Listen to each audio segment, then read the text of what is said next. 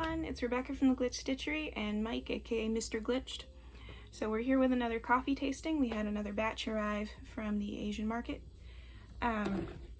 These ones are mostly from UCC Coffee, just different types to try out. And then I also have one on the end called, oh dear, how do I pronounce that? Coffee Kantaishi? I'm guessing.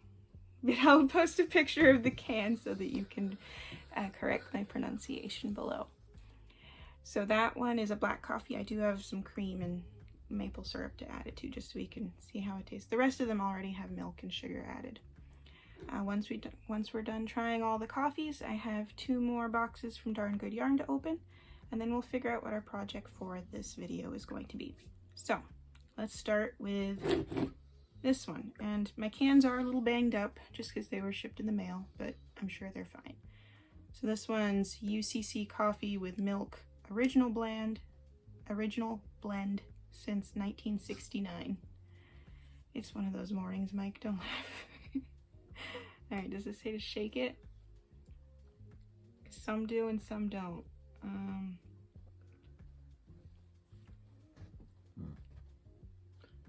I don't think you shake these. I don't see anything about shaking them. Alright. Unless it's in Japanese. No, it's all in English. These cans, I think, are distributed out of Hawaii, maybe? They're manufactured in Japan, but I thought the distributor was in the United States. It's possible. That's not bad. Let's see what we got here.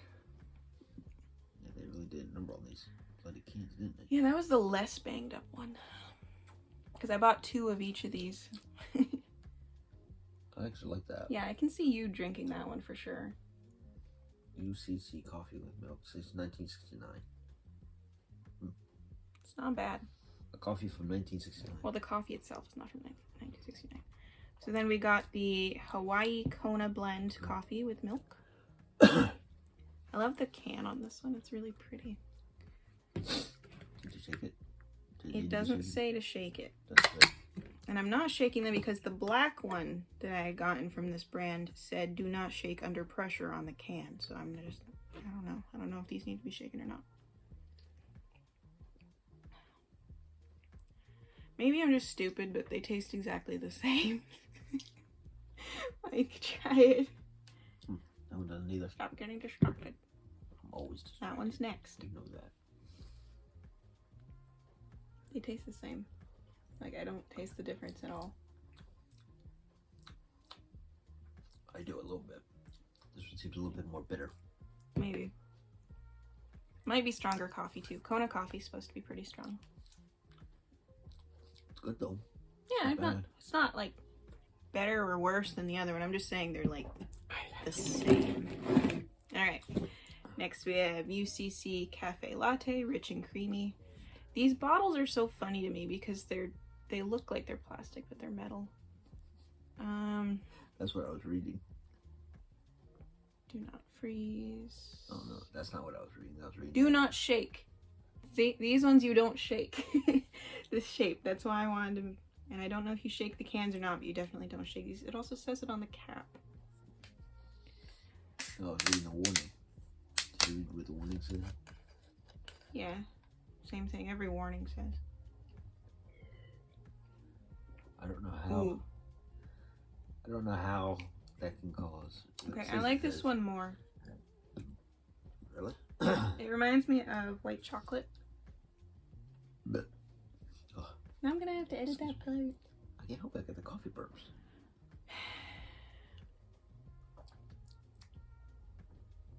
It's actually good too. I really like this We're one. 3 for 3. Yeah, these are all pretty good. Apparently UCC brand is not bad at all. Alright, and then finally for UCC brand we have the Matcha Latte. So this one is tea, not coffee. I'm not sure you've had matcha before. It's a type of green tea. Oh, I thought it meant like macho. No, not macho, matcha. Macho latte. Which is macho.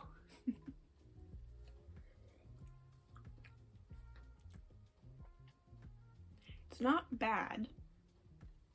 I don't know if you'll like it. I don't like that face. I'm trying. Well, I don't know how to explain it. I don't like that face.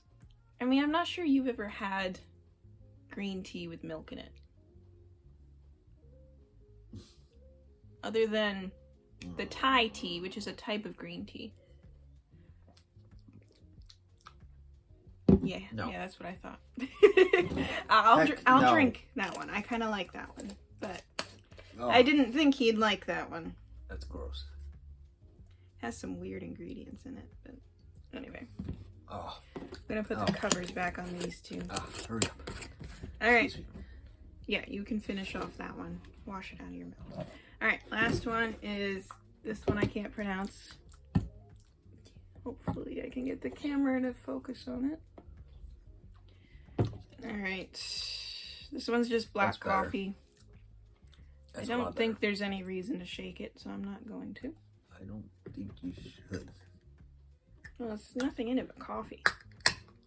Yeah, but if it's under pressure. Looks a little pale. Actually, it's funny. I had mentioned in my last one of these that I wanted to have my grandfather try the UCC Black. So I gave him a can of it. And he came up to me at work, because we work at the same place, and he showed me the can. And he's like, "This is terrible. Do not buy this. This is a tablespoon of coffee and the rest is water." And I'm just like... So, yeah, he did not like that. How many cans of these do we have? Well, of the UCC stuff, I bought 2 of each type. So we had 2 of those black cans. Well, we had 1, because you get one to your grandfather. Well, I ended up buying 4 of the black ones, because I bought them in the first batch, and then I forgot I bought them, and I bought them in the second batch. So if we hate this, we're stuck with coffee that we these ones you had to buy a 6-pack, so I have 5 more of these. I will be giving one to Grandpa, and Grandpa, if you hate it, please let me know.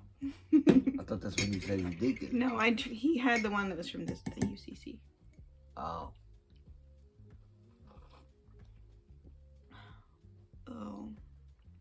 Oh, crap.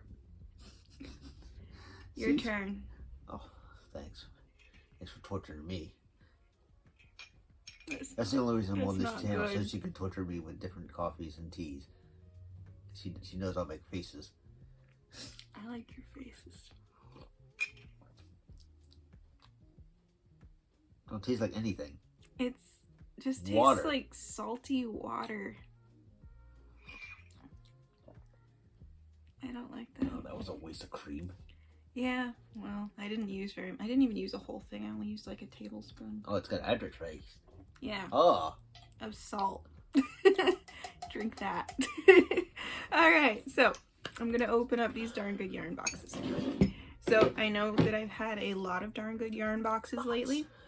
They've had some really good sales recently. And when we were on our way back from our vacation, we got a message that Stop it! We got a message that they had added 2 more options to the 24-pack of yarns, which is what I had bought for the Phenomena and the Classic Blue that I was making the sweater out of. And I was like, okay, I really want I think it's called Sparkle Sunset. And then I realized one of the options was a surprise box, and I wanted that too. So I ordered those, and I don't know which one's which because they arrived like this, but I'm hoping that this one is the sparkle and then the other one is a surprise one. Sparkles. Well, they're not for you, Mike. And they don't come off either. They're part of the yarn. You say that. Okay. Oh, this one's a surprise one. That one back. She says that, but sometimes I find glitter on the floor. Okay. Yeah, but the glitter's not from that. It's from other things. Like when people send us anniversary cards and they have glitter on the front and I open them and then the glitter gets everywhere. I'm very anti-glitter. I hate glitter.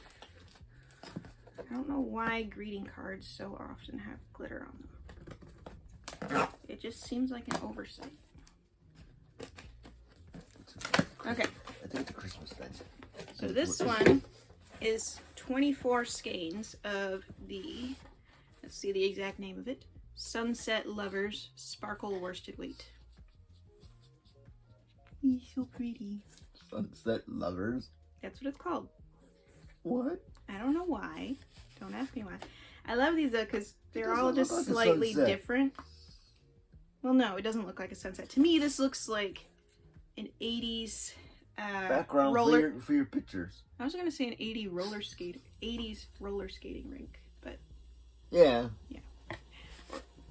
But I really like those colors, so that's fine with me. It looks like that thing that you put behind the kids when you have the pictures laser of school. one. Or the guy that got his prom pictures done with his cat and he had the laser background. Yeah. Alright, so this one was the surprise one. So let's see what they got for me. So far it looks like 6 skeins of white rainbow. So I got 6 of these. It occurs to me that this might just be like, I wonder if they're all in 6 packs because this looks like 6 as well. So we got 6 skeins of mystery yarn, which I'm pretty sure is the banana fiber. They sent me some of that in an earlier box, and it was. It's fuzzy. It's not fuzzy. Feel it. It's like really heavy. No, I mean, I can see stuff coming off. Yeah, there's little. It has some texture. And then we have 6 more skeins of the mystery yarn, but this time in blue. It's not really soft. It's. I believe it softens up when you wash it, but I haven't tried yet. It's a little rough on it. Oh, look at that. Is that just that because of the way you cut it? Yeah, it's because of the way they spun it. And then finally, we've got 6 skeins of What is this one? Yeah. Spring Garden, which is the Darn Good Twist Sportway Silk, which is the one that I used to make that cardigan in the December video. Yeah, they seem rough, not really soft. It's... Well, from banana fiber, I've worked with it in the past, and it softens up a lot after you wash it. So we'll see how these banana fiber too? I believe so. We'll see how these behave after I work with them. But it is interesting that they sent it in 6 packs. In my head, I was assuming it would be just individual random skeins. But this is actually kind of better because it's enough to work with and make an actual project. So that's nice. I do really like the Spring Garden one. Spring Garden looks really good with the Crisp Morning Air one.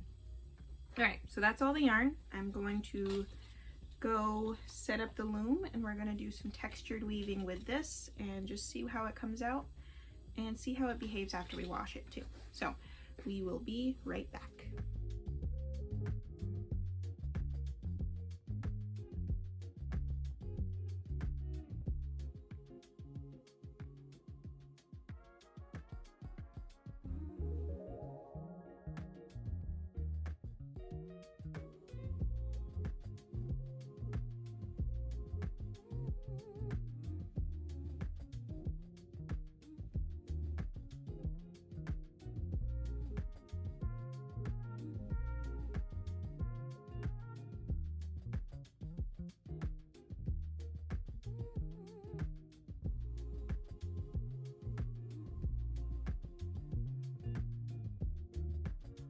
So all of my weaving for this particular Sips and Shuttles is done. I tried to include some of the weaving footage, but most of it is in my various Woven November videos, so I'll put the little link to that playlist up above. But I did put a couple in here at least. So this is what it looks like right now, just a roll of panels, and we're going to stitch these together. Now I did a lot of research on how to stitch woven panels together. There is a correct way, and then there's what I'm going to be doing.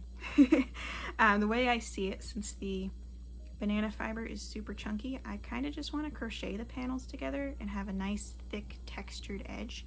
I'm not 100% certain what will happen when I wash it, but I am willing to take that risk for the sake of science. So I'm going to choose cotton yarn, the same brand that I used for the actual weaving, for the warp. And I'm going to crochet the panels together and then adjust the edges as needed to make them even, which might mean pulling out a few rows, which is not the end of the world. And then I'm going to retie the fringe so it matches across. And then I'll just wash it and see what happens. I am very curious to see how this particular yarn reacts to being washed. I know how the cotton reacts to being washed, but I have no idea how the I did wash a small sample. It was part of a scarf. I did like one edge with the banana fiber, but I hand washed that, and I want to throw this in the washing machine and see what happens. Science. So that's what we're gonna do. I'm gonna start working on stitching these together.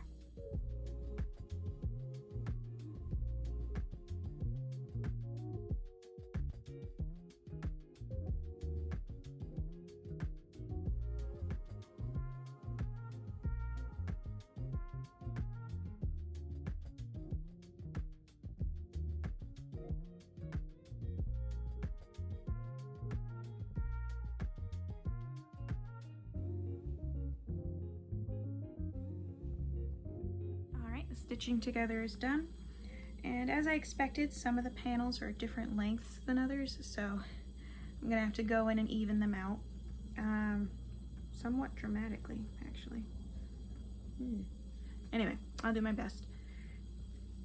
It was nice though because the last two are the exact same length within like a row, so I'm just gonna leave those two and everything else will get shortened to match, I guess. But basically the steps that are left are even out the end, trim and, well, retie and trim all of the fringe so it's even over the entire piece. After that, I'm going to put it in a garment bag, machine wash cold, tumble dry on the gentle cycle, and then it'll be done. And I'll do a little filming of the last bit just to see how it came out. Now, the reason that I am machine washing it, other than out of pure curiosity, which is also true, this is a blanket. It's going to see some hard wear at my house. Beyond the fact that Mike is a little clumsy and will probably spill some food on it, there's also a good chance that my nephews will wipe their hands and faces on it, or that one of us will trip and drop coffee on it, or any other possible option. So I want to make sure that it is machine washable, just in case the worst case scenario. Also, I have a lot of this stuff left, so I was thinking about using it to weave a tote bag, and I want to make sure that if I weave a tote bag and I don't know, get passed by a car in the rain and get covered in mud or something, I can throw it in the wash. I mean, worst case scenarios are something I have to prepare for after all. So I'm gonna even this out, I'm gonna throw it in the wash, and then we'll be done. Alright, so I finished washing and drying the blanket and I am super pleased. So I'm gonna spread it out as much as you can so I can show it to you, or try to anyway. It's quite large. So let's see, where's the other end? Okay. Yeah, okay. So, as expected, the cotton did tighten up, which I wanted. And then because the yarn, the banana silk yarn, was so variable in thickness, the way the cotton tightened around the banana silk yarn made like these really cool random, what is the word? Well, it kind of bubbles up in some areas and then not in others, but because it's evenly uneven, if you know what I mean, the end result is still relatively even the whole way across. And it's a really great texture. It's thick and soft and warm, and I'm really looking forward to using this. I'm gonna put it on the back of the couch for when we need a throw blanket, because this is exactly the type of throw blanket I was looking for. So, look at that. It's so fun. And I do think I'm gonna do this again because this is pretty fun. I like using the cotton as the warp and then just something really interesting and textural for the weft. And that makes a pretty affordable blanket too, because cotton is super cheap. I mean, this was 5 total skeins of cotton. I think the cotton was like $2.79 a skein, and I only used 5 of them. And then I don't really know how much the banana silk fiber was per skein. I got it in those mystery boxes, the really big ones mostly, so I guess it probably works to $3 to $5 a skein for those, because the mystery boxes were different sizes, so they were different price per skein. I don't know, I'd have to work out the math and I don't feel like doing that. But long story short, it's not a super expensive project, so if you want to try it, go for it. And you don't have to do a single crochet edge like I did. I wanted the texture of the edge, which you can see here, because I thought it looked cool. But a blanket stitch would work fine, or a mattress stitch. I think the technical preferred stitch for this type of project is a figure 8 stitch, but I cannot for the life of me figure out how to do that. So yeah, there's that. So yeah, I'm very happy with this, and I'm gonna be squishing it a lot because I just love it. It is a little heavy, very drapey and heavy, so I wouldn't necessarily recommend this fiber combo for like a skirt or anything like that. That would be too heavy to stay up, I believe, but for something like this it works really well. And some of the banana fiber that's left is going to be turned into a tote bag, and I think that'll work nicely. Some might end up in a wall hanging as well, but that doesn't really get washed, so that shouldn't be an issue. So yeah, highly recommend it, and this was a lot of fun. I'm going to end the video here, and I'm going to get started on my next project, but I hope I'll see you soon.